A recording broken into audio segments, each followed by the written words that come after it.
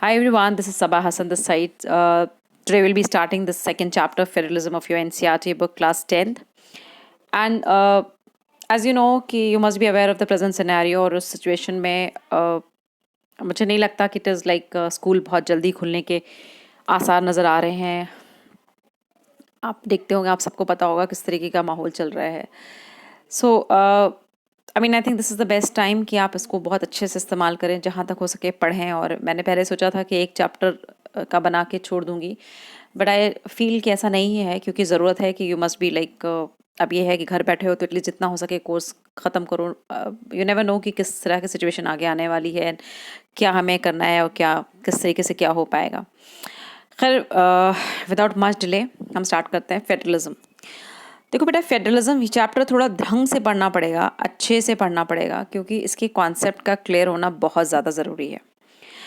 Federalism जब भी हम पढ़ते हैं तो हमने बेल्जियम और श्रीलंका का भी जैसे पहले केस पढ़ा था कि बेल्जियम और श्रीलंका में क्या हुआ था, क्योंकि पहले पावर का डिस्ट्रीब्यूशन बराबर से नहीं हो रहा था, जिसकी वजह से बेल्जियम में भी बहुत प्रॉब्लम आई और श्रीलंका में भी बहुत प्रॉब्लम आई. बेल्जियम ने तो उसका सोल्यूशन ढूंढ लिया पावर को डिवाइड करके. मतलब एक पूरी सेंट्रल अथॉरिटी है. इस चीज़ को ज़रा से मैं थोड़ा सा एक बहुत ही रॉ एग्जांपल देके तुम लोगों को ये समझाना चाहूँगी कि बेसिकली फेडरलिज्म शायद समझना तुम लोगों के लिए थोड़ा आसान हो जाए अगर इस एग्जांपल को समझ लो. जैसे देखो बेटा, घर है, सपोज तुम्हारी फैमिली है, ठीक है. फैमिली को एक कंट्री मान लो, और इस पूरी फैमिली को चलाने के लिए जनरली क्या होता है, कुछ कुछ फैमिलीज़ में क्या होता है कि father is a sole authority to make decisions. वो हर फैसला लेते हैं.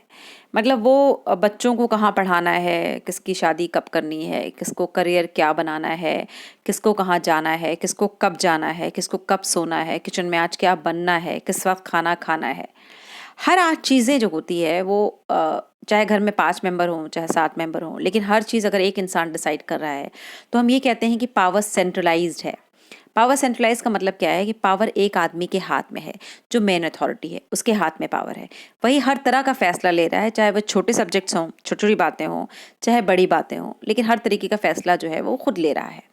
तो हम ये कह सकते हैं कि भाई एक सेंट्रल अथॉरिटी, सेंट्रलाइज पावर है, जिसको हम दूसरी लैंग्वेज में, अगर हम सिविक्स की लैंग्वेज में बोले तो हम ये कहेंगे कि ये जो है यूनिटरी फॉर्म ऑफ गवर्नमेंट है. इनके घर में जो सरकार, इनके घर में जो रूल हो रहा है वो यूनिटरी फॉर्म ऑफ रूल है. यूनिटरी फॉर्म ऑफ रूल का मतलब ये हो गया यूनिट. यूनिट का मतलब होता है एक, यानी एक आदमी की सरकार है, एक आदमी का कानून उस घर में चल रहा है, इसलिए हम कहते हैं कि वहाँ पे यूनिटरी फॉर्म चल रही है. ठीक है. तो यूनिटरी का मतलब तुम लोग बहुत क्लियर कर लो कि यूनिटरी का मतलब ये होता है कि एक आदमी के हाथ में पूरा पावर का होना. ठीक है. तो दुनिया में बहुत सारे देश हैं जहाँ पे यूनिटरी फॉर्म ऑफ गवर्नमेंट चलती है. ठीक है. जहाँ पे एक ही आदमी सारी बातें चलाता है, और जनरली वो ऐसी केसेस में होता है जहाँ मोनार्की का रूल होता है, मतलब राजा जो कंट्री को चलाता है वहाँ पे होता है, या जहाँ पे डिक्टेटरशिप होती है ना. तो वैसी वैसी कंडीशन से हिटलर डिक्टेटर था ना, तो वो अपनी बात चलाता था, सिर्फ अपने 2-4 आदमियों को रख रखा था, लेकिन करता वही था जो उसे सही लगता था. तो ऐसे केसेस में हम कहते हैं कि यहाँ पे यूनिटरी फॉर्म ऑफ गवर्नमेंट है. अब यूनिटरी फॉर्म ऑफ गवर्नमेंट के ऑपोजिट में एक दूसरी तरह की भी सरकारें कई कंट्रीज में होती हैं, जिसको हम बोलते हैं फेडरलिज्म. फेडरलिज्म में क्या है, फेडरलिज्म में होता यह है कि पावर को बांटा जाता है. अब पावर को बांटा क्या जाता है, वैसे तो बहुत सारे फीचर्स है, अभी जो हम चैप्टर वाइज चीज़ों को समझेंगे तो हम बहुत बेहतर तरीके से समझ पाएंगे कि बेसिकली क्या मतलब हुआ. बट हम तुम्हें फिर से वही दोबारा बैक टू योर होम हम जाते हैं, और घर पे हम जब डिसाइड करते हैं, घर के सिनेरियो में इस चीज़ को समझने की कोशिश करो, एटलीस्ट तुम्हारा कॉन्सेप्ट क्लियर हो जाएगा. ये चैप्टर थोड़ा सा दिल से पढ़ना, मन से पढ़ना, तो ज़्यादा चीज़ हो जाएगी. अगर ये कॉन्सेप्ट अभी क्लियर नहीं हुआ तो तुम लोगों के लिए आगे जाके मुश्किलात पैदा हो जाएंगी. इससे आने वाले सवालात फिर तुम लोगों को हैरान और परेशान कर देंगे. तो it is better for you to pay little more attention to what I am saying, try to relate things, और तब ज़्यादा समझ में आ जाएगा. ठीक है. फिर हम बात करते हैं. जैसे हमने कहा कि घर को एक कंट्री मान लो, और वहाँ के रूलर मान लो, अगर एक आदमी सारी बातें चलाता है, तो हम कहते हैं कि यहाँ पे यूनिटरी फॉर्म ऑफ गवर्नमेंट. दूसरे घर कैसे होते हैं, दूसरी कंट्रीज, घर को कंट्री से हमने बोला है ना. अब कुछ घर ऐसे होते हैं जहाँ पे कुछ चीज़ें, जैसे बाहर का मामला जो होता है, वो चीज़ें जो पूरे घर के लिए एक जनरल फैसले करने होते हैं, जैसे लड़की की शादी है, बड़ा मसला है ना, पूरा घर उसमें इन्वॉल्व होता है, या हमें कहाँ जाना है, किसके यहाँ जाना चाहिए, किसके यहाँ नहीं जाना चाहिए, किस वक्त क्या करना चाहिए, जो बाहरी मामले हैं, अगर वो जो पूरे घर के लिए सही लेने का हक जो सेंट्रल गवर्नमेंट है, या जो मेन पापा जो आपके हैं वो डिसाइड करते हैं. लेकिन जो घर के अंदर के मामलात हैं, क्योंकि घर के अंदर के मामलात आपकी मम्मी ज़्यादा बेहतर समझती होंगी, क्योंकि like if she is a housewife, she stays there for 24 hours, and your father is like just he's hardly for 6-7 hours at your place, because most of the time he's outside, he's working, he's doing something or the other, whatever he's doing, he's almost like he's busy all the time. So he doesn't know the internal condition of your house. उन्हें अपने घर की छोटी छोटी बातों की ज़रूरत के बारे में उन्हें नहीं पता है कि किस बच्चे को क्या प्रॉब्लम हो रही है, क्या बच्चे को एक साथ दिक्कतें आ रही हैं, या आज ही खाना बन रहा है नहीं बन रहा है, या दिन में किसी तबीयत ख़राब हो गई थी या नहीं ख़राब हो गई थी, या किस बच्चे 5-4 बच्चों में से किस बच्चों को ज़्यादा केयर की ज़रूरत है, किसको दिन में 2 बार दूध देने की ज़रूरत सख्त तरीके से है, कोई अगर एक भी पी रहा है तो बहुत ज़्यादा है. तो जो इंटरनल मामला है, इस मामले में फादर इंटरफेयर नहीं करते. एक तो उन्हें अवेयरनेस नहीं है, उन्हें ये लगता था कि अगर हमने जब सारी बातें हम कंट्रोल करते हैं तो क्या होता है, पापा अगर हर चीज़ में आगे आगे करेंगे और आपकी कोई मर्जी की परवाह नहीं करेंगे तो आप बहुत ज़्यादा परेशान हो जाओगे ना, कि क्या यार हमारी तो कोई सुनता ही नहीं है. और ऐसे केसेस में क्या होता है, अक्सर आपस में रिबिलियन शुरू हो जाते हैं, लोग उसके खिलाफ उठने लगते हैं, है ना. But in the same case जब आपका पावर को डिस्ट्रीब्यूट कर दिया जाता है, आपके इंटरनल मामले को समझने के लिए मम्मा आपके साथ हैं, she is 24 hours with you and she understands you better than your father, then you are able to convey your things to your mother, and the mother is like she can find out the solution for that particular problem. So in that way what happens is that power को divide कर दिया गया, घर के पूरे power को divide कर दिया गया, एंड वो जो इंटरनल मामला है उसके मामले में मम्मी को ये अधिकार दे दिया गया कि वो यहाँ के मामले में बहुत अच्छे तरीके से वो कर सकती है, ठीक है, मतलब पार्टिसिपेट, मतलब डिसीजन ले सकती है, डिसीजन मेकिंग का हक जो है उसको दे दिया गया है. और ये जो तरीका है इसको हम बोलते हैं फेडरलिज्म. ये हम बोलते हैं, इसको हम बोलते हैं फेडरलिज्म, जिसमें पावर को डिवाइड किया गया. अच्छा भाई, ये बात तो थोड़ी बहुत समझ में आ गई कि फेडरलिज्म में क्या होता है. फेडरलिज्म में पावर को डिवाइड किया जाता है. अब इतना ये दोनों एग्जाम्पल को दिमाग में रखना. जहाँ पे सिर्फ पापा की चलती है हर मामलात में, वो यूनिटी फॉर्म ऑफ रूल होता है. और जहाँ पे पावर का डिस्ट्रीब्यूशन हो जाता है कई कई लेवल पे. अब कुछ लेवल पे कुछ घरों में ये होता है कि मम्मा घर का काम, किचन विचन का वाला सब्जेक्ट जो है वो मम्मा देखती है, बट कुछ चीज़ों को तुम्हें अपना करियर क्या डिसाइड करना है, हर एक इंडिविजुअल को क्या डिसाइड करना है, वो अपना देखता है, उसमें हम इंटरफेयर नहीं करते. तो फिर यहाँ पे और फर्दर पावर का डिवीजन हो गया है ना. पावर 3 लेवल में डिवाइड होगी. पहले क्या थी पावर में, एक आदमी के हाथ में पावर, तो unitary form of government. 2 level पे आ गई है ना, तो फेडरल पावर हो गई.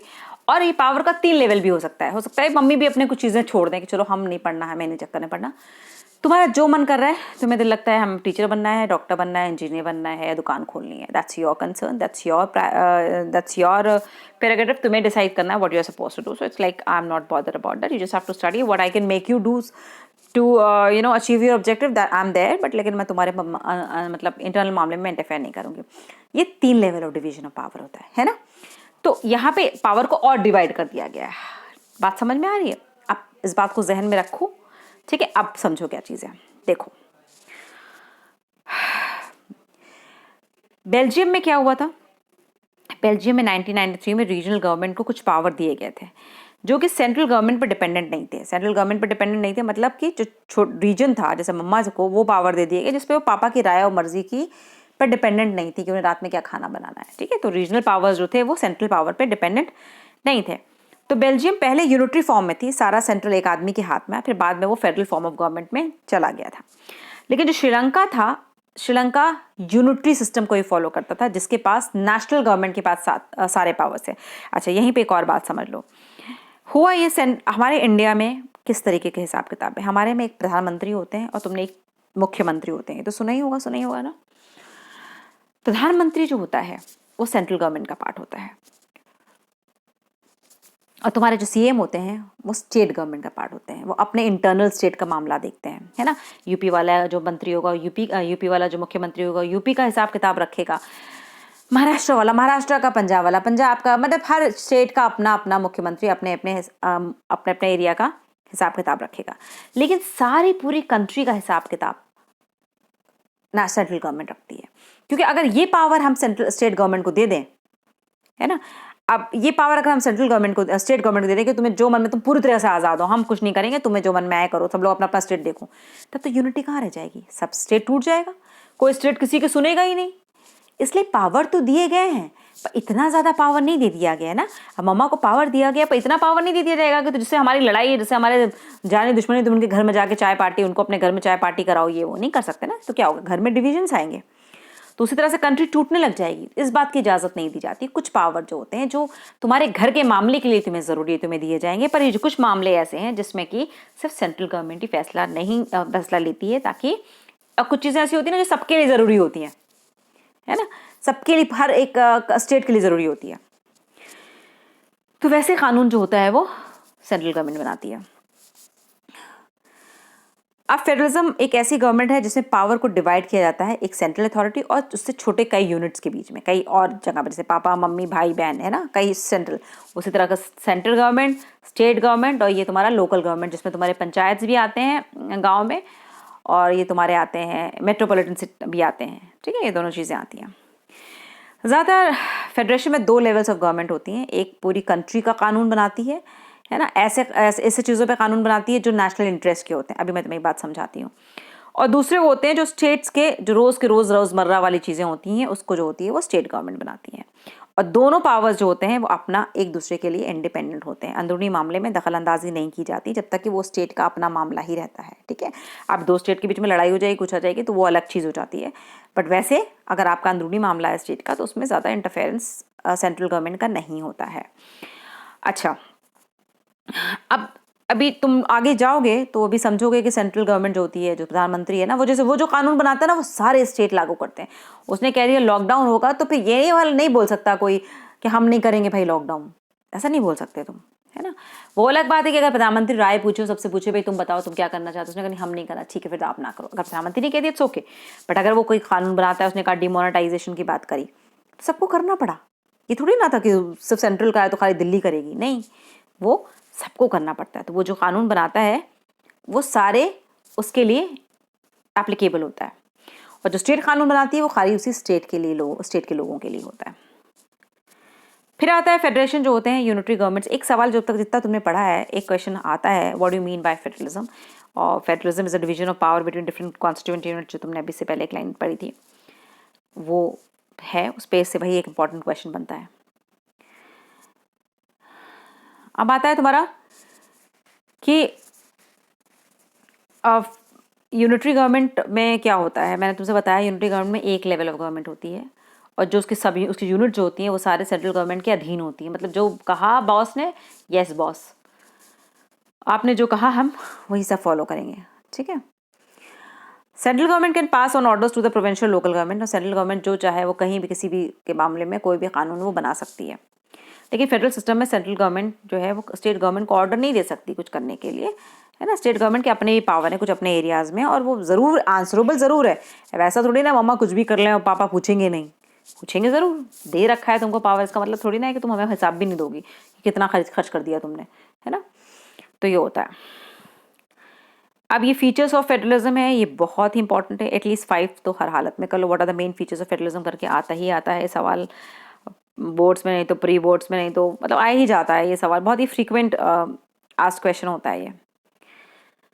इसके फीचर्स क्या हैं? पहला ये है कि यहाँ पे 2 से ज़्यादा लेवल ऑफ गवर्नमेंट होती है। हो सकता है सेंटर हो और स्टेट हो और लोकल गवर्नमेंट ना हो, है ना। यहाँ पे सेंटर, स्टेट या लोकल गवर्नमेंट, 2 या 2 से ज़्यादा लेवल ऑफ गवर्नमेंट अगर होती है तो हम कहते हैं कि वहाँ पे federal structure. I know why I am having this breathlessness. Okay, फिर क्या है, different tyres of government govern the same citizen but each tyre has its own jurisdiction. अब क्या मतलब है, टीयर्स बोलते हैं इनको, मतलब लेवल्स भी बोलते हैं, टीयर्स बोलते हैं। ये गवर्नमेंट जो है एक ही सिटीजन को तीनों लेवल्स गवर्न करते हैं, मतलब, लेकिन हर टीयर का अपना एरिया है। अब देखो इस चीज़ को समझो। सपोज मैं किसी गांव में रहती हूँ, ठीक है, उस गांव में पंचायत होती है, ठीक है। अब हमारे घर के सामने वाला जो रास्ता है वो कच्चा है, तो जो वहाँ की पंचायत का हेड है हम उसके पास जाएंगे, वो कहेगा ठीक है हम ना ये यहाँ पे ये वाली चीज़ हम तोड़वा रहे हैं या हम ये चीज़ बनवा रहे हैं। तो उसने बनाया, वो हमारे लिए काम कर रहा है, हम उसके अंडर भी हैं, उसने जो कहा हमें करना है। अब जो वो गांव जिस शहर के अंदर वो गांव है, मतलब ना गांव होते हैं, फिर टाउन्स होते हैं, फिर म्यूनसिपल ना बड़े किसी स्टेट में तो आते होंगे ना वो। तो जिस स्टेट में भी वो आते हैं वहाँ पे किसी ने कह दिया कि नहीं भाई हम सबको रोज़गार मिल रहा है, जो भी 18 साल के ऊपर है सबको हम रोज़गार दे रहे हैं, हम उस गांव में रहते हैं। पंचायत ने जो कहा, पंचायत का कानून भी हम पे लागू होता है, उस स्टेट का कानून, जो स्टेट के मुख्यमंत्री ने जो कानून बनाया वो भी हम पे लागू हो, तो हम भी एलिजिबल हैं 18 साल में, हमको मिल जानी चाहिए नौकरी। सॉरी, हाँ 21 साल में, ठीक है, मान लो सपोज 18 हो गया, अल्लाह करे, है ना, कुछ भी अच्छा हो सकता है, कभी भी हो सकता है, जल्दी जॉब के लिए अपॉर्चुनिटीज़ मिल जाए। खैर 18 साल में तो हो ही नहीं सकता ना, इट्स नॉट प्रैक्टिकली पॉसिबल, आप ग्रेजुएट भी नहीं होगे, ग्रेजुएट से पहले जॉब मिल जाती है, वैसे इंटरमीडिएट्स को भी मिल जाती है, but anyways it's a different question all together. Now तो वो लागू होगा हमारे पे। अब अगर प्रधानमंत्री ने कहा कि भैया डिमोनेटाइज, सब लोग पैसा 1000 रुपये की नोट नहीं चलेगी या 2000 की नोट नहीं चलेगी, अब वो भी तुम पे लागू होता है। यानी तीनों लेवल्स ऑफ गवर्नमेंट के जो कानून होते हैं वो एक ही सिटीजन, मतलब हर एक सिटीजन पे लागू होते हैं। जहां वो है वहां के भी पंचायत का भी उस पर लागू हुआ, उसके स्टेट का कानून भी उस लागू हुआ, और उसको सेंटर का कानून भी उस लागू हो रहा है। तो कहने का मतलब different tears of government govern the same citizen, ठीक है, लेकिन सबका एरिया अलग है। 1000 रुपए की नोट बंद करने का फैसला पंचायत नहीं ले सकता है, उसका अपना ही है, बस कुआं खोदो और नहर का खेती बाड़ी वाला हिसाब, बस वही है, उसको ज़्यादा नहीं है, कुआं खोदना है और कच्ची पक्की सड़क के लिए बात करनी है, बस वही सब उसका एरिया है ना, और स्टेट का अपना एरिया है। अब किस गवर्नमेंट के कितने अधिकार हैं ये कॉन्स्टिट्यूशन में बहुत क्लियर है, ताकि लड़ाई भड़ाई ना होने पाए कि पंचायत कह रही है हमें देखना था, तुम क्यों बीच में बोल रहे हो, ये वाला मामला ना आने पाए, है ना। तो बहुत क्लियरली हमारे कॉन्स्टिट्यूशन में इस चीज़ को मेंशन कर रखा है। और जो मेन कॉन्स्टिट्यूशन में जो चीज़ें फंडामेंटली जो लिखी हुई हैं, जो बेसिक चीज़ें हैं, वो कोई स्टेट गवर्नमेंट बैठ के खाली डिसाइड नहीं कर सकती है, उसमें सेंटर और स्टेट मिलकर डिसाइड करें। अरे हम कहते नहीं हमें अपना एरिया बढ़ाना है स्टेट का, ऐसे थोड़ी ना तुम बढ़ा लोगे स्टेट कि नहीं अब ये वाला हिस्सा भी यूपी में आएगा, ऐसे तुम नहीं कर सकते, है ना। तो कुछ चीज़ें जो होती हैं वो ऐसे आप नहीं कर सकते, उसके लिए सेंट्रल और स्टेट गवर्नमेंट दोनों की मर्जी बहुत ज़रूरी होती है। कभी कभी कुछ चीज़ों में लड़ाई भी हो सकती है, कोई कोई मुद्दों में दोनों की बहस भी हो सकती है, सेंटर और स्टेट के मामले में। उस केस में हमारा कोर्ट आता है, सुप्रीम कोर्ट, हाई कोर्ट पढ़ा है ना अभी, आगे और भी डिटेल में पढ़ोगे, वो फैसला करता है और ज़्यादातर सेंटर का ही साथ देता है। सबका सोर्स पैसा कहाँ से आएगा, सरकार कोई योजना चलाती है, कुछ करती है, उसको पैसे की ज़रूरत होती है ना, और वो पता है, सबका पता है कहाँ कहाँ से, किस किस स्टेट के लिए कहाँ कहाँ से पैसा मिलेगा और सेंटर को कहाँ कहाँ से पैसा मिलेगा, बहुत सारा क्लियर मेंशन है उसमें। जो फेडरल सिस्टम होते हैं उसके दो मकसद होते हैं, एक तो कंट्री को की यूनिटी रखना, मैं तुमसे बताया ना, आप सब अपने अपने कानून चलाएंगे, सब स्टेट अपना अपना करेंगे तो भी टूट ही जाएगा ना, इसलिए। और रीजनल डाइवर्सिटी को मिला के रखना, क्योंकि भाई ज़रूरी नहीं है, मान लो कहीं बहुत सारे ट्राइबल्स रहते हैं झारखंड में, अब यहाँ कोई कानून बन रहा है जनरल पॉपुलेशन के लिए, तो वहाँ मुश्किलात हो जाएगी, मुश्किलात पैदा हो जाएंगी ना। तो इन दैट केस झारखंड की गवर्नमेंट समझती है कि हमारे यहाँ ये वाले ज़्यादा मसले हैं, यहाँ ज़्यादा हम कुछ जो करेंगे ट्राइबल्स के लिए हम अलग से कुछ कर देंगे, है ना। तो वो अपने घर का एरिया वो खुद ही जानेगा ना, प्रधानमंत्री सेंटर में बैठ के हर स्टेट की कंडीशंस को उतने अच्छे से नहीं देख सकता, इसलिए स्टेट गवर्नमेंट में ज़रूरी होता है।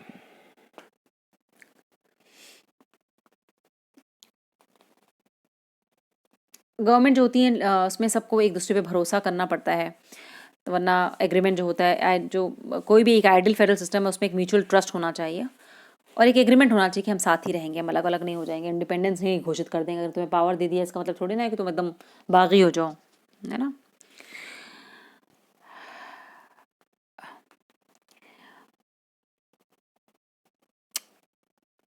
अब कितना पावर का डिस्ट्रीब्यूशन हो रहा है वो डिपेंड करता है, अब डिफरेंट डिफरेंट फेडरेशंस होती हैं, डिफरेंट डिफरेंट पावर का डिस्ट्रीब्यूशन, कितना तुम्हें पावर दिया गया है, कितने पावर को नीचे अथॉरिटीज़ को दिया गया है, वो डिपेंड करता है।